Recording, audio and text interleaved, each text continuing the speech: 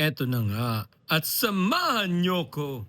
Hi guys, so another TikTok budol by J Tripper's Kitchen. Chicken pastil. So matagal ko na nakikita to at mukhang masarap siya. So masusubukan natin today. Ang laging sinasabi ni Sir J Tripper, samahan niyo ko. Ayan, so convincing ang boses ni Sir J Tripper, chicken pastil. So nabudol na naman tayo ng TikTok and matatry natin to ngayon. Order ako ng chicken pastil spicy. Yan, J Tripper's Kitchen. Ito siya. Ang ganda ng packaging ni Sir. So, ang ingredients, chicken, garlic, onion, ginger, soy sauce, oyster sauce, chili, vegetable oil by J Tripper's Kitchen. So, ayan yung contact ni Sir.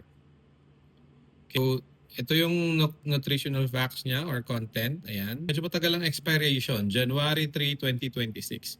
So, basically, this is a shredded chicken. Bago natin subukan, reminder lang ha. Hinay-hinay po sa pagkain. Nakikita niyo yung oil na yan. Or, do the walking or exercise. Alright, so let's do this.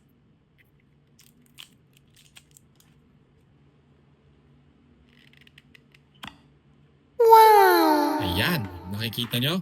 Wow! Susubukan natin siya sa kanin ngayon.